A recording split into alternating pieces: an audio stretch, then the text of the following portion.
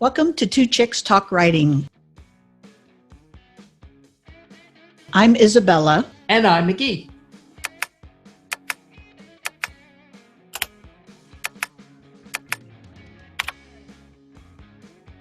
Welcome to our show. So, hey, McGee, let's talk about the changing face of conferences. So during the pandemic, I think everybody was scrambling to figure out whether they could make a conference work. I've actually attended conferences. As you know, Clexicon put on a conference virtual, and they set it up kind of in the same way you would set up a normal conference. So my question to you is, should an attendee be expected to pay for a Zoom conference? I don't think so. I really don't. Unless there's access to something that you just cannot get anywhere else. You know, when I get some of these organizations, they're nonprofit for sure. You know, their finances are dependent on a certain amount of cash flow from events that they might host or what have you. And I have no knowledge of any of the inner workings of any of those kind of organizations, so I really can't say. But I know as far as signing up to go to Clexicon, you know, if you'd have wanted me to pay, I'd have been like, you know, I got stuff I can watch on Netflix. I don't need to watch this, you know. So there has to be somebody who I really want to hear, you know, speak before I would start to pry my wallet open.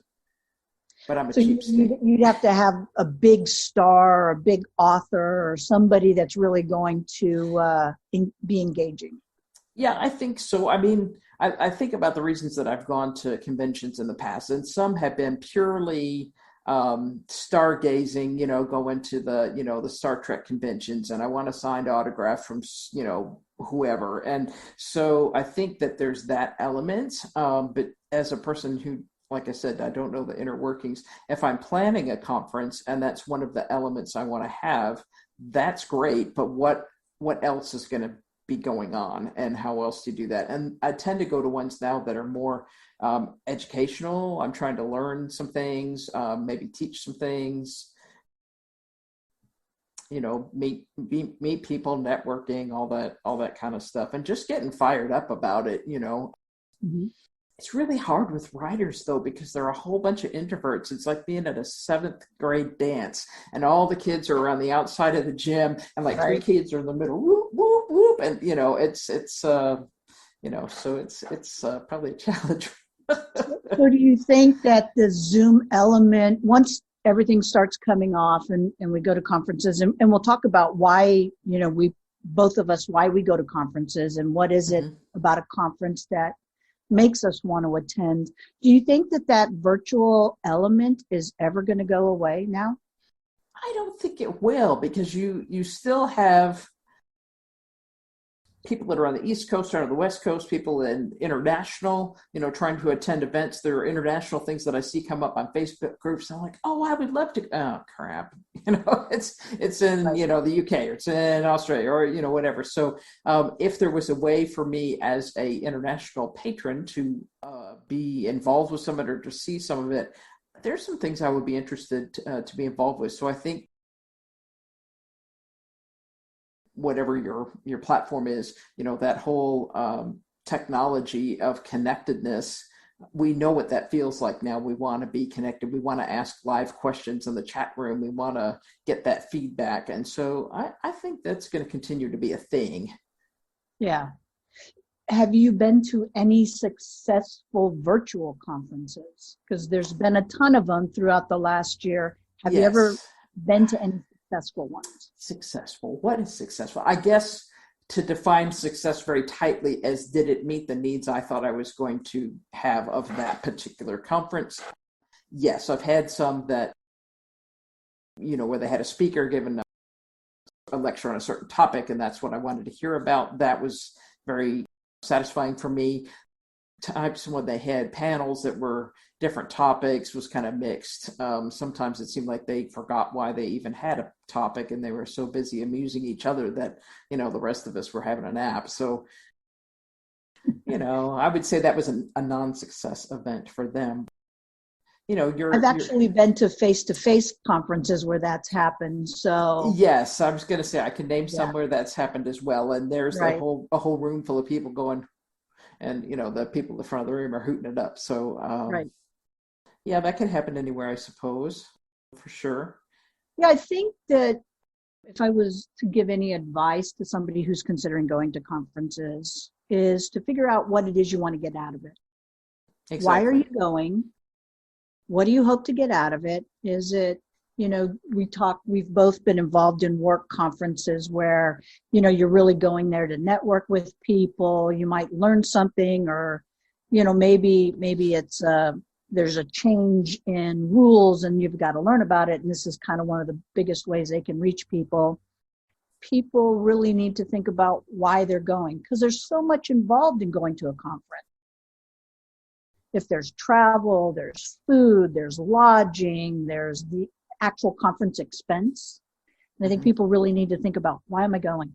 Right. What am I going to get out of this? Right. And when we had a small business, we always went to our industry conferences for two different reasons, particularly. One was to get a great deal on product that we needed, and two was to keep up to date. What's the latest and greatest? What's so there's always an educational element involved with it. And typically they would charge to go to any of those events that were an educational thing, and the vendor floor was free. So there were people who went and that's all they did was hit the vendor floor, and then maybe the dinner and for sure the drinks at the bar. But Those so free I drink tickets that were included in your, yeah, it was a lot of money to travel to, and like you say, the food is a thing. If you have to stay at the event hotel because transportation's an issue and it's very expensive, and the meal that may be included isn't any good, or you're gonna end up at the subway down the street or something. sounds like you're speaking from experience there. It's sweet, but yeah, we may have had to do that. And how are you going to get all your crap home? Once you get all these, buy all these books and get all these samples, all this product that you had to have, and Right. now are you going to ship it? And what are you going to do? So, Those are some logistical stuff that should be covered on the conference website. You know, mm-hmm, mm-hmm, if you're going to travel, are you going to rent a car? Is yeah, there a taxi service or an Uber, or is there, a service from the airport to the hotel? mm-hmm, Those all involve costs. they And do. so Mm-hmm, I went to the Mystery Writers of America, which I'm a member of, and we went to St. Petersburg. mm-hmm, And I met Karen Slaughter. I did a couple of presentations, and then I attended a lot of presentations, and they were, most of the presentations were kind of those meet and greet, the ask the author kind of panels. mm-hmm. Wasn't so much craft. It was more of a reader and author event. And one of the things that they was really great was they actually set up a whole mailing service that you could go down, take all your books that you had purchased, your autographed books from Karen Slaughter, and I forget, JD Robb, I think JD Robb was there, a ton of people. And you could take all your books down. They would pack them up and ship them home for you, so you didn't have to worry about lugging them on a plane, or, oh my God, how Mm-hmm. am I going to get these back? I had a roommate at a convention one time that as we were unpacking in the room, she unpacked a whole suitcase of just cartons, and she had all of them pre-labeled and ready to go because it was going to cost her $30 a piece to ship them from the concierge, or she could lug them to wherever. So she was getting an Uber and taking all her boxes. She was a hoot. She had it worked out though, man. She was the queen of conferences. So For example, in the Sisters in Crime conference that they have, you can go and shoot guns. You go to learn about blood splatter. You mm-hmm. go in and they set up, mock crime scenes, and you have to try and figure out, what was the weapon that was used? Why did you pick that? They had defensive driving. They had all of these. We got to Really tour. cool stuff. Right. We got to attend a federal, we went into a federal penitentiary, and Mm-hmm. walked through the federal penitentiary. There were a few well-known authors that went with us, and they were just average Joes. But it was great because we got so much material, and they set up a bookstore where you could go in and either buy the author's books and have them sign them, but you could also get a lot of reference material that were being used in the classes that they taught. So I got a box, got all this reference material and books, signed books and everything. And I went to, we drove to the Office Depot store, and I boxed them up and shipped them home, and they made it home just fine. Now, the box I shipped up from my Mystery Writers Conference, I have never seen since. Nope. Somebody thought it looked really cool at the post office or something, right? Oh, goodness. Oh, no. Oh, no. Well, it does kind of beg the question, what is the purpose of the convention? And I think it circles back around to that. And how do you motivate people to go? You know, I've been to some where they have costume contests and all kind. I mean, you know, there's all kinds of things that they had an entertainment thing. You know, one of the Star Trek ones, they had two of the actors did a live play. You know, they carried the book around the stage because they didn't know any of the lines. They had an ice cream social. I'm not sure what the real point of that was, but I like ice cream. What is it that people are going for? And if it's readers to meet authors and authors to meet readers, that's one slice. But the education tracks, you know, have always been something that's been any convention I've gone to. It seems there's always some type of presentation. What some conferences can do for themselves is set up their schedule way in advance so that people can figure out whether they want to go or not. Some conferences don't put out a schedule until after you've probably registered, because, you know, they lure you with that, hey, register a year out in advance and get whatever, 20% off the conference. And you're like, but I don't even know who's going to be there. Maybe I don't want to go. I want to know what's going on, who's going to be there. And so I think that a conference can do itself some favors by, you know, putting a schedule together, or at least getting some input from everybody so that people know what's going to be offered. You know, some of the best conferences I've gone to, we don't do this at LCLC, just so everybody knows. Some of the best conferences I've gone to have had those tracks laid out. RWA, you know, has a craft track and has a business track and has different tracks, but it's mostly for industry, for writers, editors, publishers, agents, things like that. You know, where Sisters in Crime is also more heavily dominated by learning and teaching and things like that. And so they do have awards. And so I guess the conference needs to define what it is first. RWA, they had a day that was supposed to be where people could get books signed and stuff. And it was really not intended that readers would attend except for that day. There wasn't anything for them to do. I've done the literary event twice, and they donate all the proceeds to charity. And other than that, you're right. It's not necessarily for readers. It's more for writers. Definitely the BookCon, you know, from the Romance Times event was definitely set up for readers. They had tracks for authors, but it was pretty much a reader event. And that was fun to do both sides of it. I really enjoyed. I went predominantly as a reader to begin with. It was fun to meet all of the different authors and see how some of them really got into their character of brand, so to speak. So I did. I actually went to that one as well, and I did the boot camp, writers boot camp that they had before the conference, which was great because it was 2 or 3 days of solid, you know, 9 o'clock in the morning till 5 o'clock in the afternoon, learning, teaching, craft. I mean, it was great. I took a lot away from that. They gave us a lot of materials too. And of course, you know, they sell books because they write these books that sell at conferences. So I agree. I don't think that the virtual side of it's gone. And I think in my opinion, I think you're right. And we're probably going to piss off a lot of conference, you know, vendors and conference people right now. I don't think as a virtual conference you should charge for that.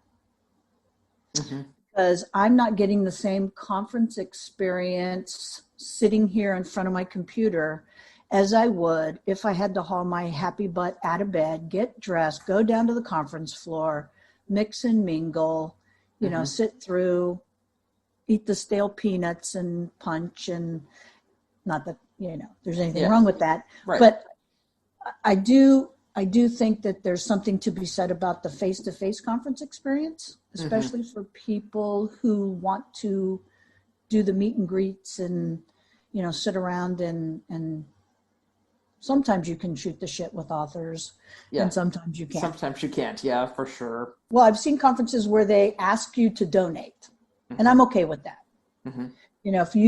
If you want to donate $5, $10, whatever, I'm okay with that. I think that's okay. Sorry, I didn't mean to cut you off there. No, that's okay. I don't know what expenses are involved. I mean, I really don't, because I know, the platforms, if you're going to have something that goes out to a certain number of people, you've got to pony up, so there are some expenses involved with that. But I do know people who go to the conventions and they do nothing but sit in the bar the whole time. They're there at 10 a.m. when they open. And, that's their event. They're happy as a clam. They have gone for no other purpose than a tax write-off, and to say they've been to this event, and if that's all they're expecting, then they're not disappointed. So they're not disappointed. Exactly. Exactly. So, well, I think that. So I would recommend people, because there's a lot of conferences out there, and we're going to start getting into conference season. They're going to start coming back. They're going to start having, the push to get people butts in seats, because it costs money to put conferences on. Sure does. And so, they're going to start putting conferences together. And my recommendation for people is to really look at the organization before you decide to sign up for a conference. Because I think that as we saw with RWA this past year, who went through some pretty explosive stuff, and, with its complete board resigning in one fell swoop, and, some changes that they needed to make, and they needed to be held accountable, and some people dropped out of the organization. I would be one of those. Yeah. I said I'm done. I did not, because I think that with turmoil comes change. Without a challenge, there's no change. And if we can't challenge, that organization and question it, then I have a problem with that. And sometimes I think people need to stick around to hold them accountable, to make sure that it doesn't fall back into that same old. We ended up at LCLC because a friend of ours that lived locally went and said, you got to come. So, that I think that's how conferences build as well. And, the difference, how do you have an intimate group setting where people can share and not have that blow up because everybody brought 10 friends because it was great, and now it's not intimate anymore. So I don't know the answers to those things. Well, let me ask you a question. What do you do when you have a bad conference experience? Because I think we've all been to conferences where we've had just the worst conference experience. Maybe it felt like you were in high school. Maybe it felt like you didn't know anybody. What, as a conference attendee, do you do when you're having and look, I know people are going to say, what did you do? Or how did you assert yourself? Or did you make an effort? And, let's not make assumptions here. People who are watching. The one that I went to that I would not go back to, I won't mention particularly, but it just wasn't for me. They had certainly many around me loved it, but it was not my thing. But I think there's certainly a FOMO element, so that fear of missing out, where people think, oh, well, everybody's going, so I have to go. And some of the events, especially author events, if you open up any given newsletter, a lot of blogs and stuff, they'll list half a dozen writers events you can go to, local house retreats, you can go to local conference things, you can go across the country, you can go out of the country. There's just a whole lot of things to pick from. So I think it circles back around to, what are you looking for in this conference? And right. Is your fan base there and you want to go meet fans? Or boy, that sounds pretentious when I say it out loud. Goodness. But are you going to help like the fundraising? Are you going to sign books so they can, it's an organization you support and you want to be there for that, or is it just coincidentally something that you might support? Or I guess they don't stink, so I'll send them money. There's a lot of angles, but I think that pre-planning thing, people have to understand what is the point of this. I think you bring up a good point too, because if you were going to an RWA style conference, it's a huge conference. It's huge. Right. It's easy to get lost in the mix. Mm-hmm. It's easy to feel out of place sometimes, but it's also easy to blend in and make acquaintances. I've met people at Sisters in Crime and RWA who were just phenomenal people. They were writers. We were all writers. We were all, kind of working towards the same goal. Some people were at various stages of, they weren't published yet, but they wanted to be. Some were self-pub. Some were like you, hybrid, who had done both. Some were fully published. So there was a plethora of experiences. And so I think that you have to decide, do you want a small, intimate conference or do you want a big conference experience? Because those are two vastly different experiences, and neither are wrong. You just have to set your expectations differently, I think. I think sometimes when we go to conferences, we might be a big fish in our little pond, but then you go to some of these conferences and find out, honey, you're a minnow. You're not even a big. Yeah. You're not even a fish yet. Not even a fish yet. Yeah, exactly. Yeah. You're just a minnow. So there are people who are in various stages. And I think that, that kind of idea will set you up for either a really great experience or a really bad experience. Because I've had both. I've had great experiences and I've had, this is no lie, I went all the way back to Dallas for a big conference. This was, and I'm not going to name the conference, went to a big conference. We got a hotel, spent the day there, spent the night there. And the next day I said, I'm ready to go home. And we were supposed to be there like 3 more days. So I've had that experience where I've gone to a conference and said, boy, this sucks. I am so over this. Let's go. And literally rented a car. We flew in. We were supposed to fly out and rented a car and went home. Wow. Yeah. So, and you pay money for that too. I didn't get my money back. So when it's bad, when you go to these conferences and you're like, and you can keep my money and I'll make it back again. Thank you very much. I've been to conferences where it's just been cold and frigid and nobody's friendly. I think as someone who hosts a conference yearly,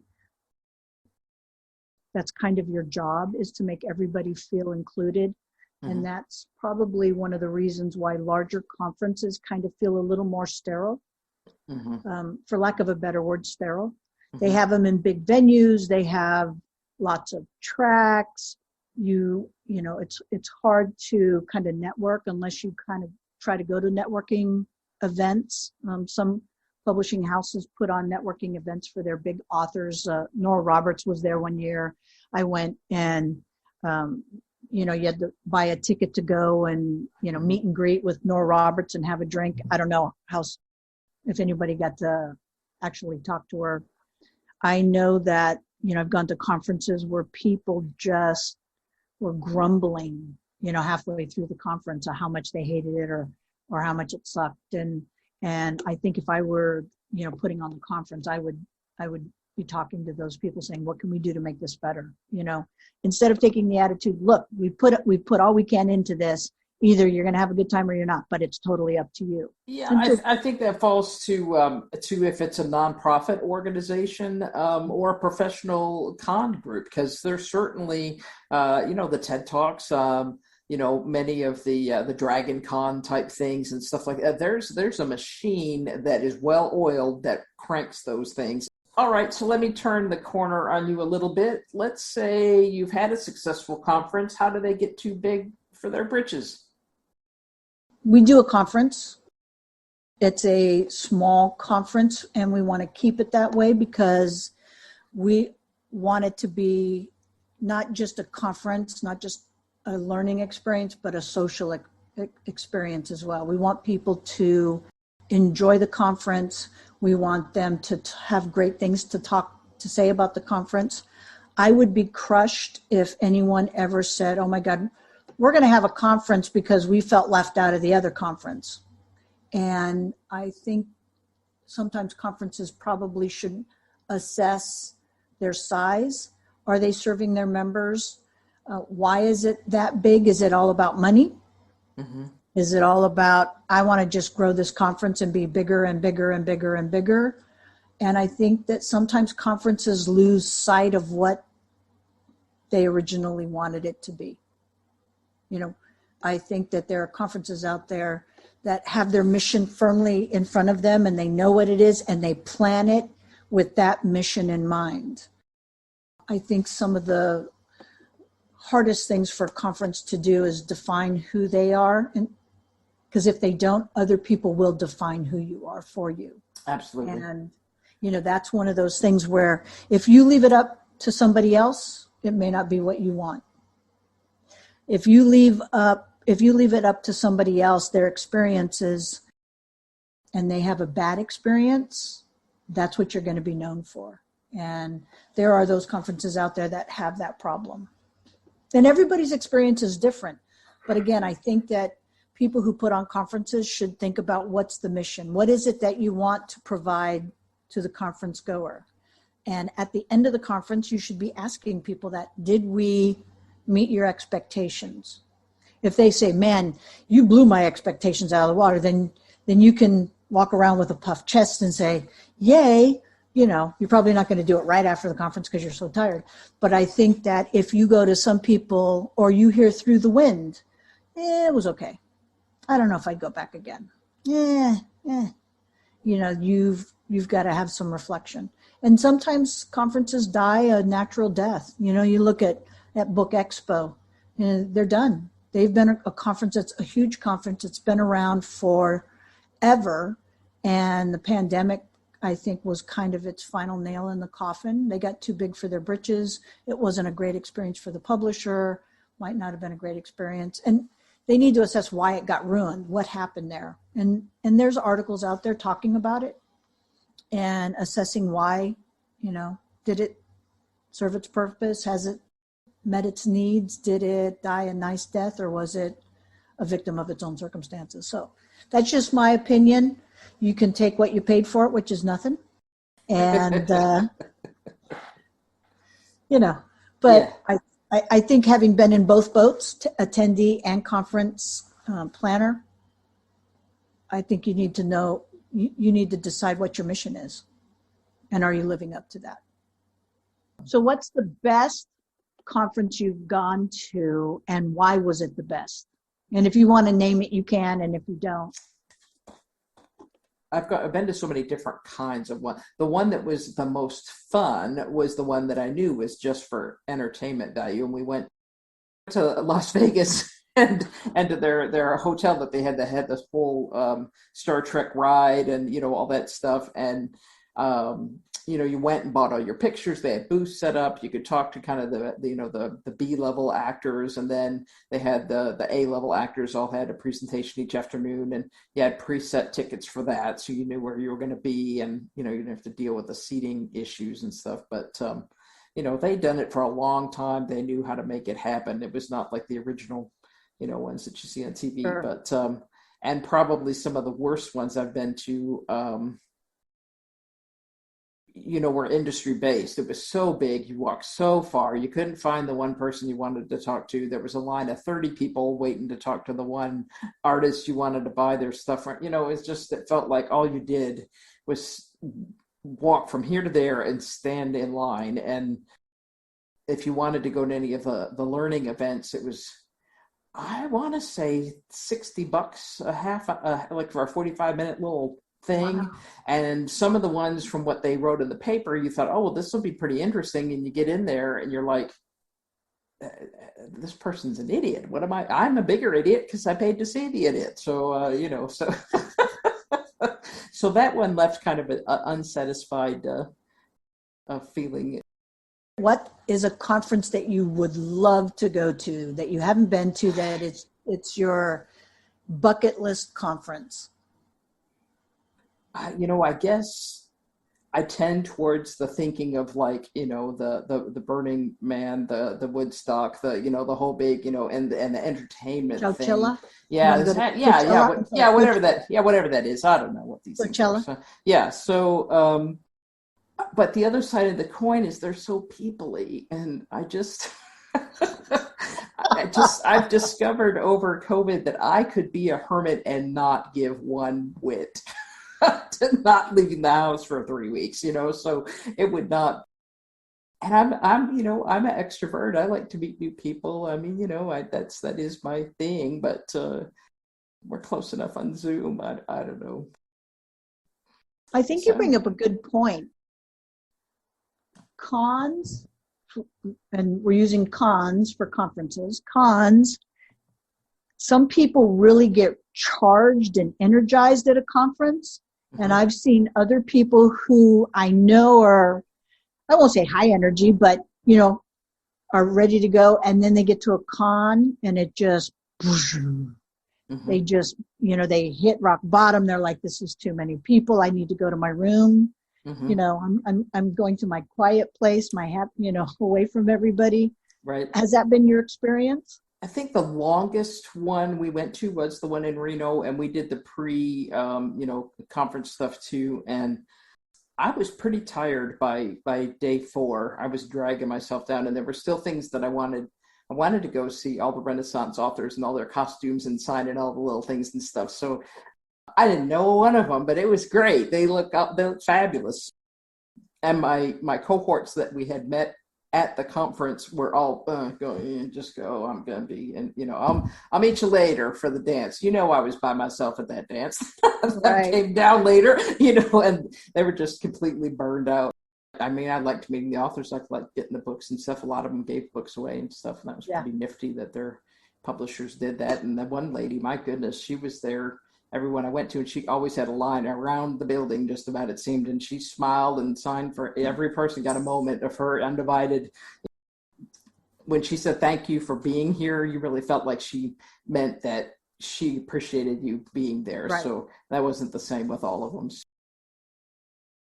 Well, that also influences your ability to have a really great conference, because if they're not mm-hmm. very nice, you're like, oh, yeah, grumble, grumble, yeah, grumble. Yeah, exactly. Yeah. So you don't thrive off the energy, but you don't. It doesn't suck it out of me. Yeah. I think that's a lot to be said for conferences too. If they can maintain that energy level, but also give conference attendees downtime. Mm-hmm. I went to a conference and I paid for it, and it wasn't cheap. Where we had events from 8 o'clock in the morning till 7 o'clock at night. Bam, bam, bam, bam, bam, bam, bam. And it was, you're right, it was FOMO, fear of missing out. So if you mm-hmm. didn't go and you felt like, oh my gosh, they planned all these events, and if I don't go, I don't get my money's worth. And, mm-hmm. Because it wasn't a cheap conference. And so by the end of the day, you're like, I'm done. I don't even want to eat. I want to go back to my bed. I want to go mm-hmm. back to my room, go to bed. And I saw people were like, hey, we're going to the bar. You want to go? Okay, I've seen you in every single class. And now you're going to go party? You've got to be kidding me. Right. And I'm like, I'm very social. I like to think I'm very social. Mm-hmm. But I'm like, you need to go away. I don't even think I can look at you right now, because mm-hmm. they were and every day they were like that. It was amazing. I admire their energy, and it was like, by the time we're leaving, we're dragging our suitcase out of the hotel going, let's just get the flock out of Dodge. Right. Well, and I have to say, the one thing the book lovers I always enjoyed is they had a number of events that were 10 or 15 authors that all had some commonality, and you would go to their event, and they would have cookies and lemonade or something, and each author would move around all the tables. So you at least got to see all of them, and they would try to sign stuff for people or whatever. And so it was awkward because we probably knew one of the 15 authors who they were. And so they needed maybe a little different icebreaker, but it was fun to get to see them all and meet the people at the table and stuff. If you're going from event to event, you have 3 minutes between rooms and you're dashing from one level of the hotel to the other. You really don't even talk to the person you're sitting next to. That networking can be limited in that environment. I think it can be very motivating to see a lot of people all engaged in the same sorts of things you are and fired up about it. And now a tip of the day from the Writer's Toolbox. What would you tell attendees if they're going to go to an RWA, Sisters in Crime, right. Romantic Times, which is, no longer around, but a book conference or any conference? I think that the information is probably the same for any conference. What advice would you give to a conference attendee? Well, and it circles back to not having been told what was going to happen at the conference ahead of time. Before you sign up, read their information. What are they saying is going to happen there? And are there things that you go, yeah, I really want to be there? That's the main thing, is what are they doing there that you feel like you need to go? And then just because your buddy says they're going is maybe not a good enough reason to go, but if you have something you want to hear us talk about, make some comments below. Check out our Two Chicks Talk Writing website at www.2chickstalkwriting.com. You'll find all of our past podcast episodes there, as well as some tools and tips and freebies you can download. You can also check out our Facebook page, Two Chicks Talk Writing, and our Instagram at Two Chicks Talk Writing.